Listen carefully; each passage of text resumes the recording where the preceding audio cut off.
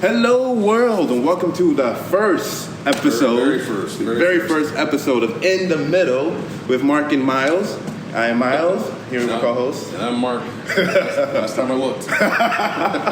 And the thing about this show is about, two different individuals from two different walks of life coming together and finding common ground in the middle. In the middle. And I would say we're definitely two different individuals, right?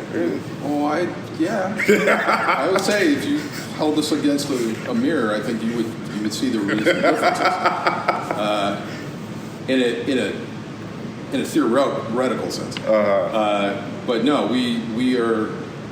Well, we're from different generations. Definitely different. Number one. Yeah. We're definitely from different communities. Right. You, for the most part, grew up here in New York. Yeah. I grew up in New York State, not the city. So I'm a country boy. Right. Always wanted to be in the city. Right. Which put me in a lot of different places throughout the country. Right. But definitely a different perspective on things. When did you actually come to the city? City? Yeah. 2005. 2005? Yeah, so I've been here 15 years. 15 years? Yeah, 15 years. So how long? 15 years of chaos. 15 years of chaos, yeah. And you've seen a lot, and so you've been born, 61, right? Correct. So you've seen a lot from 61 now to 2020, right? Right. It's like a whole different world. I'm exhausted. I'm exhausted with all the stuff I see. And of course, did I want to make it easy on myself? No. As I got older, I came to New York City. Right. What are you talking about? It's like, I thought that was a good idea. Right. Sure it was. And so before New York, you were in, Seattle, you said? I lived in Seattle. I was there through the late 90s into the early 2000s. Okay. Until I moved here in New York. And I was before that I was in San Francisco, before that Orlando, Dallas. I'm in a business that, I travel a lot. Right. To different cities. Right. I stay in, I'm in those cities. Right. But if I wanted to advance my career, it was always moving to a different city. So right. I've seen a lot of different aspects of the country. Right. Both red and blue. I didn't even know that was a thing, right. Until the last election. Right. But so I've spent most of my life seeing very different environments. Right. All the way to when I lived in Atlanta, and saw, which is probably my first experience living in an area that has a very large minority community. Okay. And because I grew up in the country. Right. We had, it was very vanilla. Right. Looked like a Hallmark movie. Yeah. Right. Pretty much. Hallmark movies were actually made in my time. It was just it was a very as I see it now, it was a very closed environment. Right. It wasn't a bad environment. Right. I came from a pretty good family. My dad was in education. He was a superintendent of a school district for most of my life. And my mom was in education too. She was a phys ed teacher and then became a guidance counselor. Okay. So I was brought up in the, my dad was a public figure. Right. He, not in big cities, but in large suburban areas. Right. So it was, I really got a taste of what happens when you make decisions that the public doesn't necessarily agree with. Because I saw some sides of people that I really didn't agree with.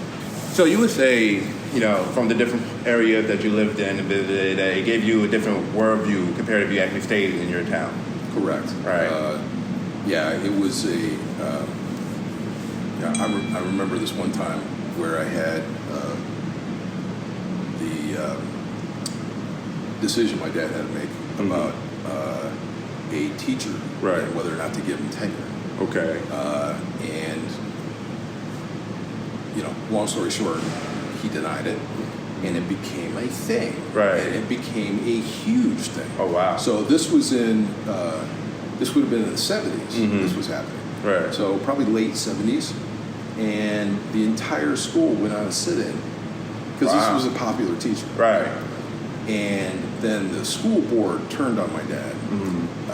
And I remember, we lived in the country, so, my house was like 5 miles from town. Right. So we were in the sticks. Right. And, my dad is getting what is considered hate mail. Right. Wow. Oh, yeah, it was off the hook. Wow. I mean, it was off the hook. And seeing how in dire times who your real friends are. Right. I remember being in the living room, and it was like Friday night, and it was late. My mom and dad were upstairs. So I'm talking 10:30 or so, and there's a knock on the door. Okay, again, we're in the sticks. Right. Okay, I think I'm like 16, 17 years old. And okay, so I get a little hyped. Right. It's like, what the hell is this? So I go down, and I'm like looking, around the corner, and it turns out it's my priest. Your priest. My priest. Okay. And I'm like, okay, how did he know I was doing something I shouldn't? Anyway, he was great. Anyway, so I answered the door, and he goes, "Hey, I'm here to talk to your dad, your mom." And I'm like, "Oh, okay." Right.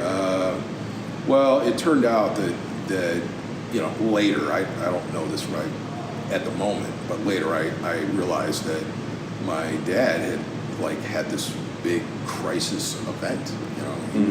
He was literally getting on the point of being having a nervous breakdown. Oh, man. Because all these people that he had been close to, or at least believed he was close to, right, turned on him. Right. And again, this is small town USA, and people's beliefs can, their belief system, they aren't tested very often. Right. You live in a city, maybe you can attest to this. You live in a city, and you get tested a lot. Oh, yeah. About what you believe in. Yeah. But in the country, you don't. Right. All right. You believe that you're, God and country and right, yada yada. Okay. Until you're tested on it. Right. And then things start coming out. Right. And maybe you stick to those guns. Right. Maybe that's what you really feel. Maybe you don't. Right.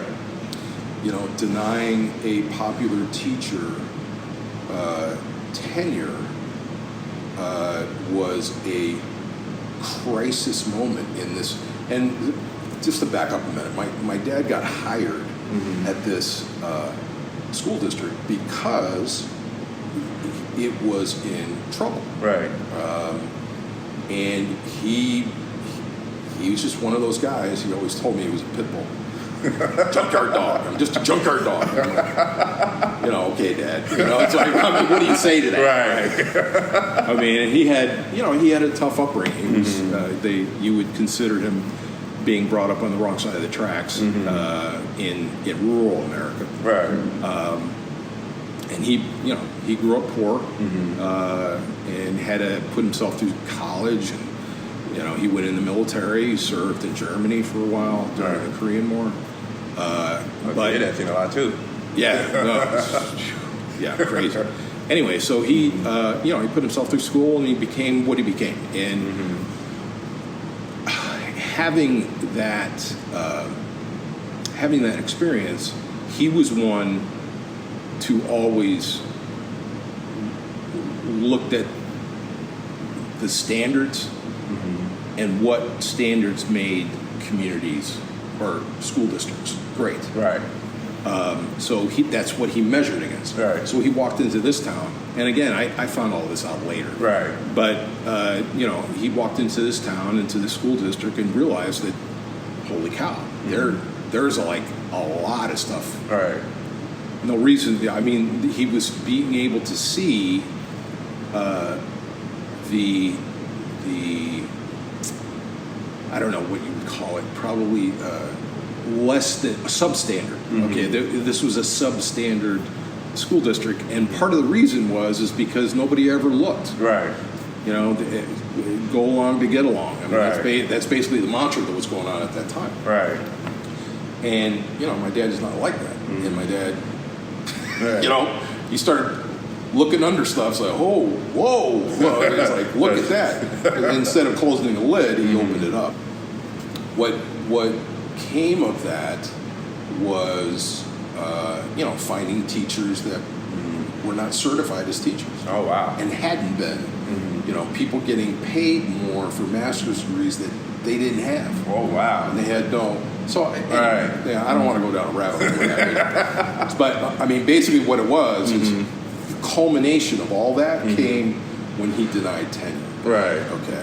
And when he denied tenure, the public was up in arms. Because, why? This was a very popular teacher. Right. In his mind, progressive. Right. You know, personally, I think he was abusing young girls at the time. That's my own personal opinion. I don't have any direct evidence of that, but I have a very good feeling. Anyway, so all the kids loved him, so all the parents are going to, you know, obviously they're going to side with the kids, and then it just became this huge ugly thing. Wow. And in small town America, man, it's that stuff can go left like quick. Right. So anyway, you know, I see my priest, and I'm like, okay. And then my mom and my priest come down, and they're talking to me, and how you know, they're looking at me like, how are you doing through all this? You know, Right. I'm like, and in the back of my mind, I'm like, through what? It's, you know, because I'm like, okay, there's some stuff going on. No. I don't know if I was strong. You know, I kind of took things at face value, Right. and just. I didn't go much deeper in that. Right. I think probably because I knew in my psyche that that would not be a good thing. Let's not drill down on that at 16. Right. I'll wait till later. Right. Anyway, so yeah, you know, from a perspective standpoint, you know, I've been able to see many different communities. Right. And you know, I was brought up in the church. Right. You know, I was. I was brought up Episcopal, Okay. which is Catholic light. Right, What it is, we call it. Not as much kneeling, but a lot of Right. kneeling. And I was very proud of it. I was an acolyte in church. And, you know, my mother was a missionary at one point. Right. So yeah, I was brought up with those values. Right.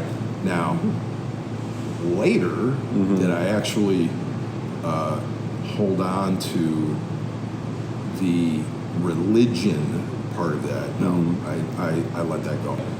But the lessons learned with that kind of stability is different. And I think this is where people get lost. You know, people get lost because they think that if they don't think the way or feel the way the church is going, Right. that all of a sudden God is out of their life. Right. And I don't believe that. Right. You know, I agree. I believe that you have to have faith. Right. You know, you have to. It's part of. Look, it's part of human existence. Right. To the beginning of believe, time. Yeah, Right. you know, to believe in something greater than Right. yourself. Call it whatever you want. Right. You know. You know, I saw some. I think I told you this. I saw something interesting where, if you look at all the religions and the deity that they pray to, Right. okay, all have the sound of ah. Right. Think about that. Right. You know, it's like every deity you can think of, Right. God in Christianity and Allah. Right. And, I mean, it's like, I don't, you know, that was just a fun fact. Right. No, I have no idea if it's, you know, really meaningful. But, Right. But it was kind of interesting. Right. Very similar to you. I have very similar upbringing. Through, you know, I was also Catholic from maybe, I think, the first 10 years of my life. I was Catholic because my mom and my father are both Haitian, and the Haitian community is like big on, you know, Catholics. Like, Sure. You know, and my father got here before my mother. I believe he was out here since maybe the 70s. My mom came around a little bit around the 80s, or maybe my father was a little bit before that.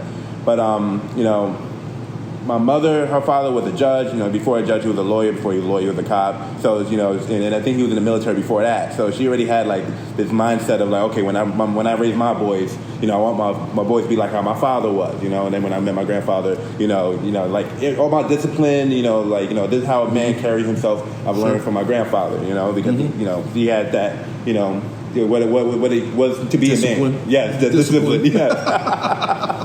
I know that's a dirty word nowadays. Right. Especially for your group, the millennials. It's like, this one, what's that? Right. But, I was born and raised here. No difference. I was born and raised here in Queens, New York. Queens, you have, Martin Scorsese is from Queens. Donald Trump is from Queens. But I'm from Southside Jamaica, Queens. So you're, like your Curtis 50 Cent Jackson and your Nicki Minaj area, So where most people have considered, the streets. Nicki Minaj is from out there? Yeah. See, I learned something new every day, bro. Learn something new every day. Yeah, she's from the same area. A small woman. Very small. Great. Right. Very small. So I'm from that area, Southside Jamaica, Queens. And for a long time, I didn't, really even understood what type of area I was in. Because my mother didn't like me and my brother going outside much. I have a twin brother.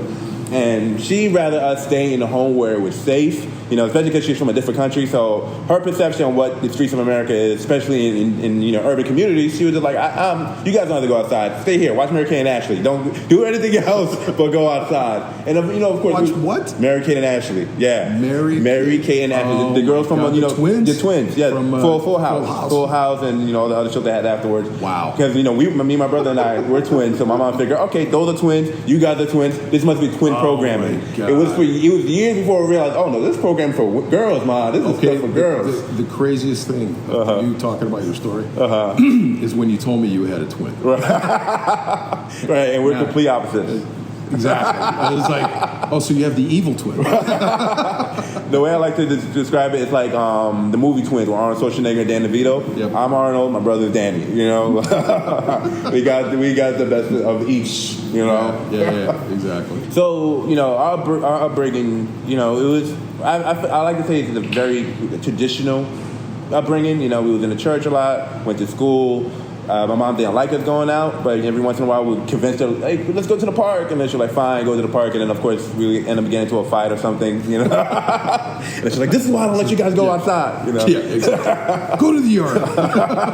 Don't leave the yard. So... I for a long time, I didn't believe I even lived in a hood. I remember as a kid, I saw films like Menace to Society and Boys in the Hood, where it's all about, gang violence and, all the street stuff. And I was just like, oh, I'm glad I don't live in an area like that. So it was like call to action movies. Right. And then for years, I didn't even know. I think it was high school when my bubble bust and I learned what type of environment I was in. I started learning that 50 Cent was from my neighborhood. And, especially because from elementary to junior high, we never really left the neighborhood, because the schools were right around the corner. We were just walking distance. And it wasn't until... Which is so different than living in other parts of the city. Right. And we can get into that later. But, talk about my daughter's experience when we first moved here. She was in 5th grade. Right. First time that she had an audition. You had to go to a school. Right. What? Right. I had your experience. Right. It's like... we took a bus, but we, got to school, and it was the same school. Right. It was the same school. Anyway, I'm sorry.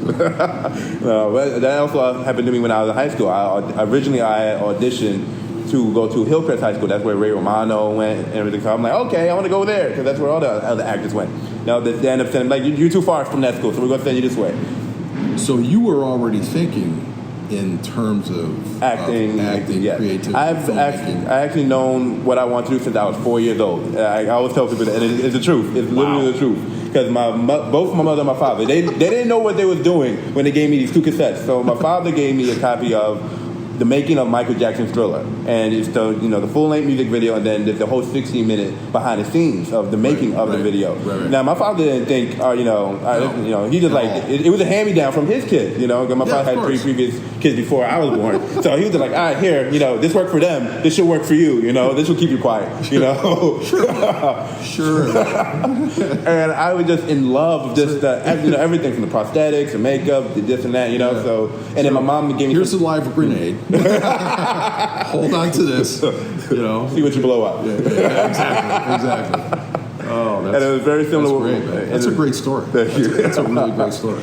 a similar story with my mom. You know, she gave me a video that was what she thought was Ninja Turtles 2 was the making of Ninja Turtles 2. She didn't know the difference at all. You know, like my mom was the one who was like, "Is a video cassette?" So it was a perfect storm. Yeah, you know, it's like now laid the foundation for the rest of your life. Basically, they had no clue, but that literally set my path forever. After that, all I could think was in pictures and writing stories. You know, and one thing I realized what difference it made in my life was it made things easier to look at things and know what's not real and what's that somebody wrote that like it wasn't from, like I remember as a kid my mom used to get so tired. So you got a bullshit meter early. Yes. Good for you. Like I remember as a kid, I think it could be Michael Jackson Thriller or any horror movie at all. There's somebody getting cut up in half, or like even like Scarface. My mom claimed that she would watch Scarface when she was pregnant with me because she was trying to learn English.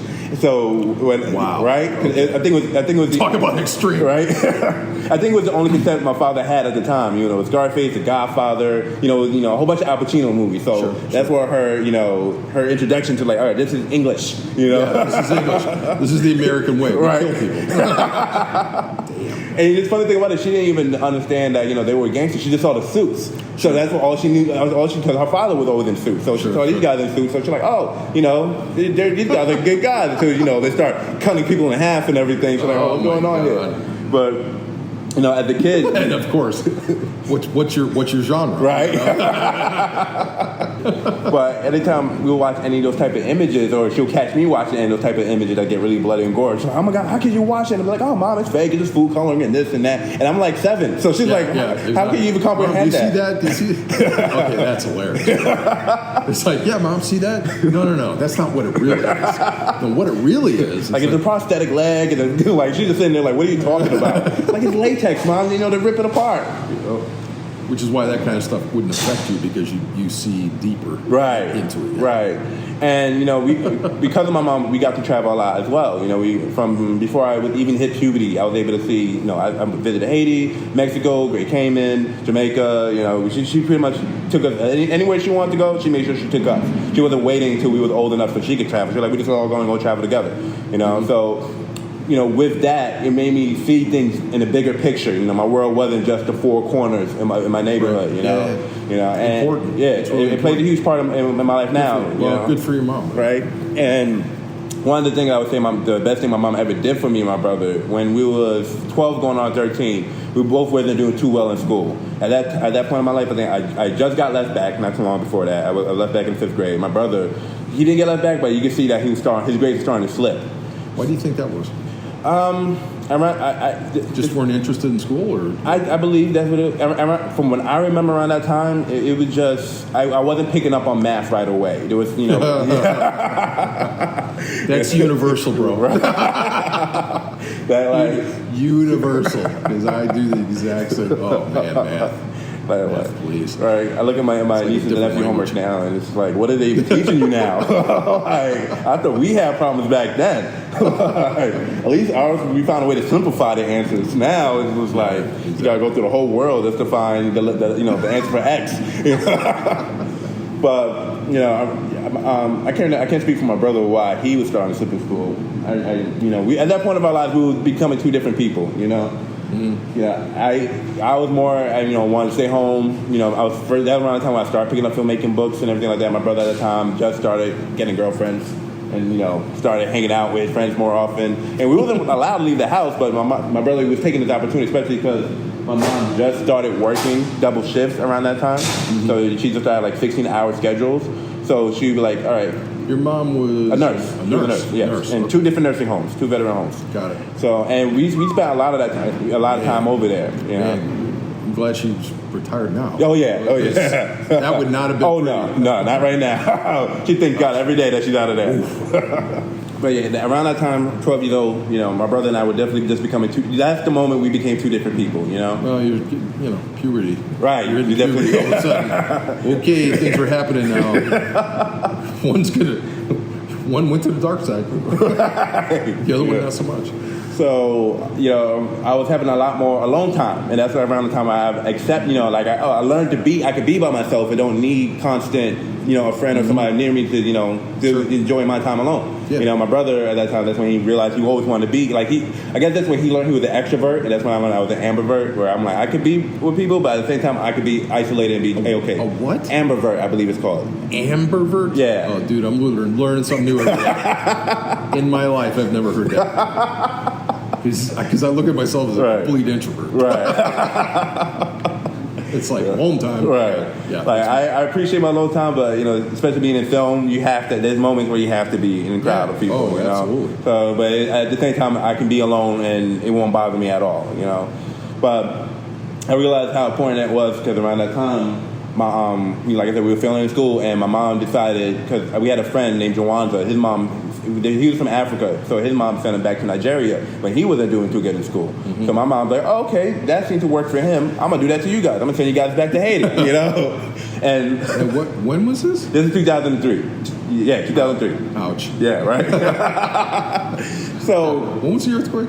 It was 2000. I want to say maybe 2007 or maybe 6 around. Okay. Yeah, we just missed. No, we just missed it. We just missed it. Okay. Just by a few years. Man. Yeah. Woo. But crazy. So, being two American-born kids, that was a complete culture clash of just living in a third world country. Right. Originally we were supposed to stay at a boarding school, but then my mom saw how the standards were at the boarding school, and she was like, "Oh no, you guys can't stay here. This is just bad." Especially because we're coming straight out of America. She's like, "You guys are not ready for that type of lifestyle. You're not ready for that at all." So she made us stay with a friend of hers. It's like a refugee camp, right? Yeah. Compared to other boarding schools, definitely.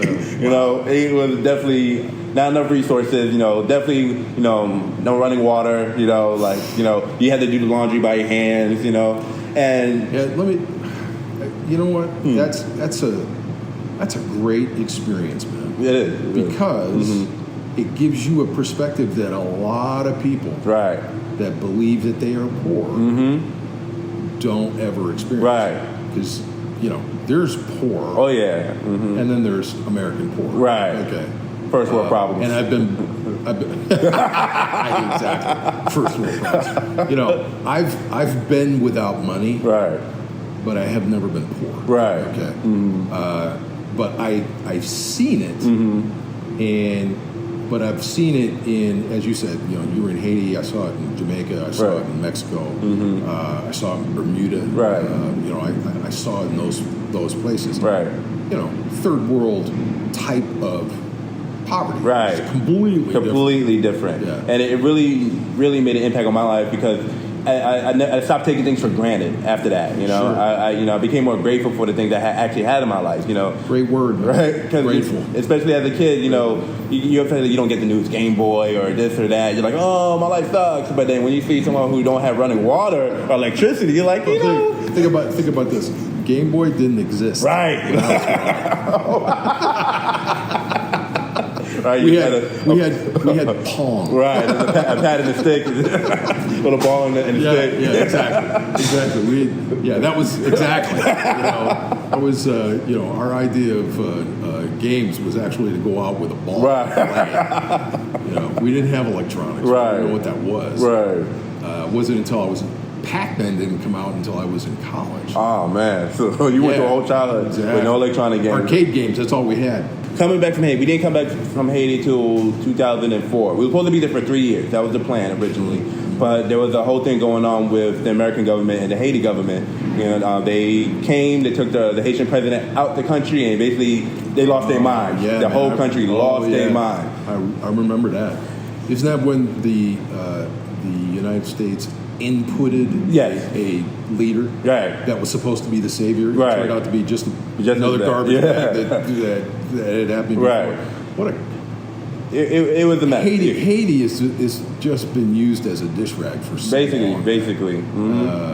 It's so sad. Right. And I didn't understand it as a kid until I saw, it's like the moment where, you're watching helicopters fly over your home, like, Black Hawk Down, like every day, just army tanks just driving left and right. That's when I realized, like, oh, this is different. It's that country in my mind, this is a personal opinion, that country gets abused, I believe, because of its location, right, and how certain governments view it, right, as logistical, right. But I don't remember in my lifetime, you know, obviously I've been around a little longer than you, where that country has ever been stable. Right. From my research, it never has been stable compared to, like, you know, maybe like a Puerto Rico. Never. It hasn't been like that stable. But then you got, you know, you got the Dominican Republic, right, on the same island, right. Okay, so when this is my naivety. So when I was learning geography, I never knew this. Okay, I heard Haiti, and I saw this blot on the map. Right. Okay, that's Haiti. Right. Right. And it wasn't until I got to New York. Okay, Dominican. Oh, Jeez, wow. where you guys from? Literally, I'm saying, right, you know, a dumb country boy coming. Right. Because let me tell you, if you're coming from another city to New York City, right, you're the dumb country boy. All right. Because this is the real stuff. Right. Yeah. This is why every time you're outside the city and people say, oh, it's different in New York. Right. You're like, yeah, right. Until you get here. Right. And then you're like, it's different. Yeah, you have like this existential crisis when you move to New York. Right. But there's a, what was it?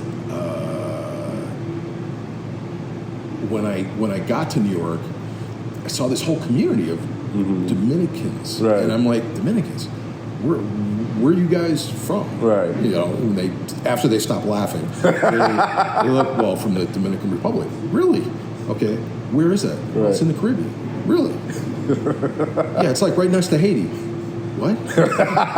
You guys have your own separate island? He goes, no. It's the exact same island. It's the same island. And I'm like, okay, so over time, I'm like, how is it? You know, and I'm not saying that the Dominican Republic is a first world country. Obviously, right, it is not. Right. But it ain't Haiti. It's not Haiti. They never make the news. Right. Okay, they're not in, you know, international politics. Right. It's not. I never understood what that.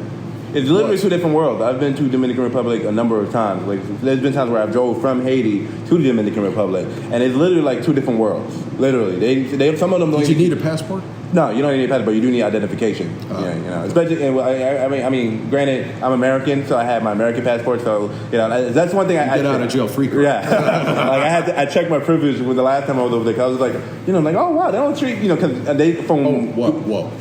Did you just say privilege? I checked my privilege. You just said privilege? Yeah, I'm telling you, I have privilege. I'm telling you. Please. Another trigger word. You're triggering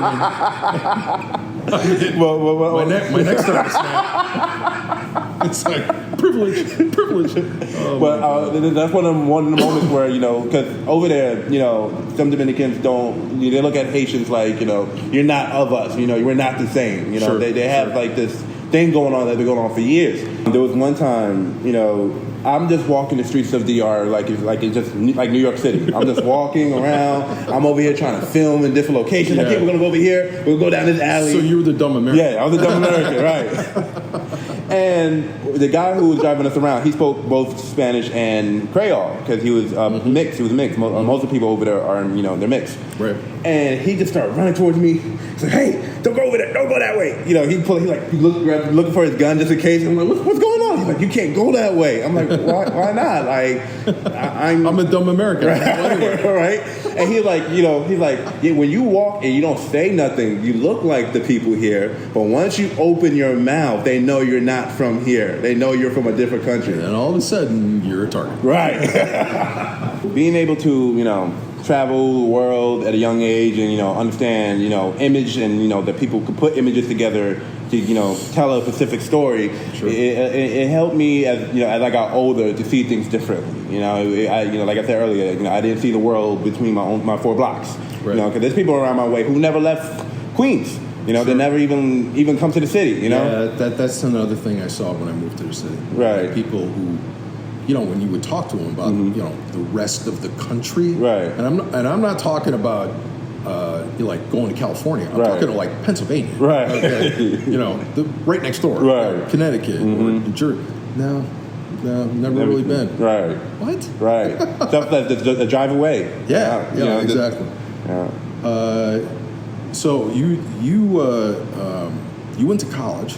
Yeah, for a short time. The situation was I wasn't able to get full financial aid. Right. So I was going to Full Sail University to get a bachelor's. With all that privilege, you didn't. Right? You would think, right? Like I should get scholarships. Like, come on, guys. Come on. Just didn't know how to game. I definitely didn't know they had a game. So I would have gave them the sob story they was looking for. Like, yeah, I'm from the streets. Like give them the real stuff, right? Like I didn't know. Like if I knew, I probably would have played the game as better as I could. Why wouldn't you? Right? Why wouldn't you? Like it was a wake up call becoming an adult to realize how the real world really worked. The real world really worked. Because when you in high school, especially in the millennial area, we were told go to school.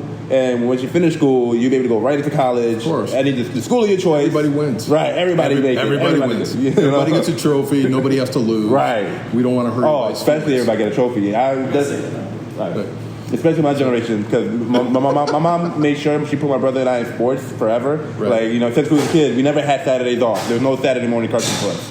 It was either choir practice. Wow, that sucks. Right? Oh, tell me about it. I just wanted to watch this little some Popeyes. Well, it's like I grew up in, watching Westerns. Right. Because Saturdays mornings were Westerns. Right. And then the cartoons were like Johnny Quest. Right. Johnny Quest, man. The Hanna-Barbera cartoons. I actually tried to find that one time, and it's expensive. Right, yeah. To actually buy the series. Right. Race Bannon, he was my man. Race Bannon. Right. To me, classic. That was the man of action. Right. And I think a lot of characters were developed off of him. Right. But Johnny Quest was, man, that was... I think they're anyway, trying to reboot it now. Go ahead. I think they're actually trying to reboot Johnny Quest now, actually. Oh, that'll be interesting. Yeah. But, Millennial Johnny Quest. Right? How are they going to do that? I have no clue. Haji? There's no way Haji's going to be. No way. Bandit the dog? No. Those characters are disappearing. Yeah, exactly. And that takes, that's a whole nother episode. Yeah, let me check my privilege. But I remember specifically, once I was in high school, I had teachers who understood where I was going in life, and they were like, all right, let me tell you how what's going to happen after this. Real. Hey, I know I'm teaching you, but I'm still paying my student loans. Right. Like they would explain to me, like, this is how debt works, and before that, I'm just thinking, like, yeah, I'm just going to finish school, go to film school, I'm going to get a job at Universal by 23, and I'll be directing features, just like that. They're like, by the time I'm 30, I'll be sitting pretty, Pacino will be calling me, to do his next movie. Right. Spike Lee will be on my speed dial. I call Oprah when I need a check. I don't know if I can fit you with my schedule. Right. Oh God. Yeah, man. A lot of people go through that. A lot. Right. It definitely was a wake up call. Living that year in Haiti and seeing how the other half lives. That was my first real time where I actually realized the world worked differently depending where you were. Sure. That makes sense. Before that, especially because of all the movies I watched, I had a very small-minded view of, how the world works. And, at this point, that's where I was like, Scarface, bro. Right. Exactly. That's a real small world. And, when I was trying to go to college and everything, that's when I had to really go into the real world, because the route I decided to take, because I want to say I was 16 when I started working on my first real film. Well, I would say it was a short at the time, then I extended to an actual full-length feature. So when all of my teachers were telling me, like, hey, this is what's going to happen after you get out of school, I was just like, so can I just rush to that part? So, they offered me trade schools, they were offering me, different ways where I could get my diploma faster so I could, go straight into college. I was just like, why am I going to wait, the 4 years to get to that point, So right. By my second year of high school, I was just like, get me to a trade school, get me to whatever program so I could try to get my diploma faster so I could go to, college faster because I was ready. I was like, let's hit the pavement, let's do it. Yep. And then, once I was staying in Tallahassee, Florida, and I didn't know how far Tallahassee was from Orlando. I thought things was going to be just like New York. So I'm just like, I'm going to live with my sister in Tallahassee, and I'll go back and forth to school. Yeah. And then they're like, right? It's like, No. Having lived in Orlando, no, that is not a commute. Right? No. And then I don't care how fast you can go on the highway. It doesn't make any difference. And that was the first, the first time I was living outside of my own community since I lived in Haiti at one time. Sure. So, it was definitely a huge culture clash, and once the school told me I needed another $50,000 just to go to the school, because financially they only gave me $5,000. Mm-hmm. So I was able to just get a few books, my laptop, and I had to figure out the rest. So I was like, all right. And my mom at the time, that's when she started getting sick, because at this point it's almost been 20 years since she's been working in the veteran home. So her knees starting to come caving in, had to do surgeries. Sure. So I was like, all right, let me come home back to New York and just work on my career. She's here. Okay now. Yeah, she's okay now. I mean, her knees aren't that great. Sure. But she's on disability. Yeah, she's on disability right now. Okay. She's working her way towards retirement. Yeah, God bless, man, because holy cow. Right. Yeah. If she's still been working nowadays, I would have been freaking out for you. Right. Jeez. It was stressful when she was still working, because, then her knees just couldn't take it no more. 16 hours a day on her feet. And at that age, I didn't understand it until I got myself a job and was on my feet for 13 hours. My mom worked 3 more hours than I did. I understand you, Mom. I understand you completely, Yeah.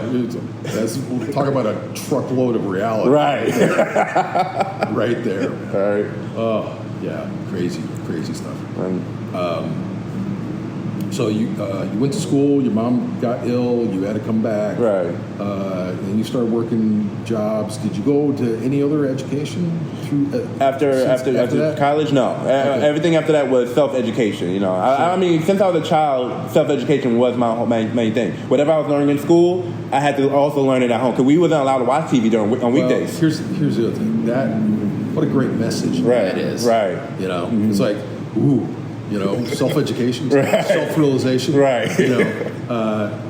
Being in congruence with your conscience, right? Or whatever else people are talking about.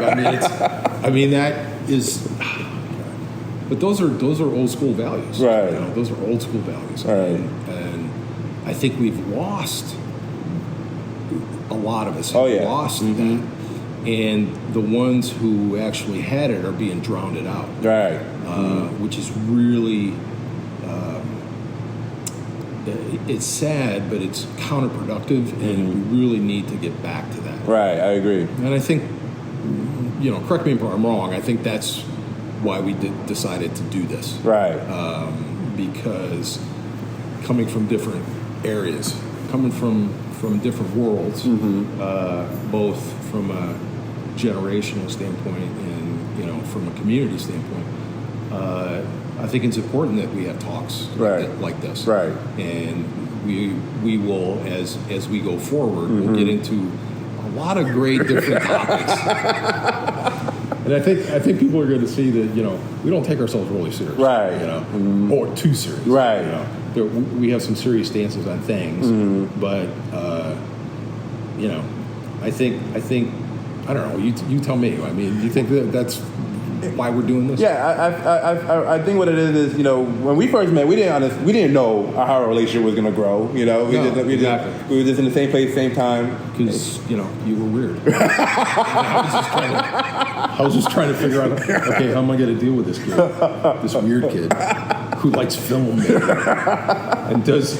Show me that clip that you showed me the first time. Which one? Oh, the trailer to my first film? Yeah. I was like, oh, this is going to be a ride. No question. And fast forward, look at this. Right, 50, 100 conversations later, But I do feel like, based on the conversation we do have, I feel like America, not even just America, but, just in general, when it comes to especially our era, they usually you never see anything where people of our age come together and just talk, Right, exactly. Without shouting. Right, usually. Without calling out each other names. Right, usually when you see that. Shut it down.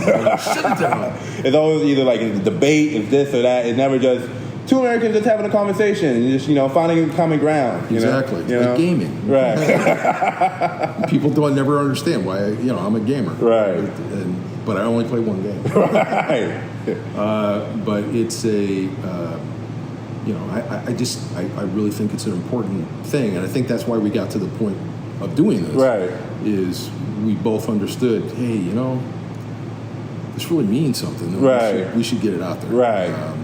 Whatever that means. Right. As I've talked to you about, it's like, for us to get to the point where we are, being true to ourselves. Right. And we always want to make sure that this is authentic stuff. Right.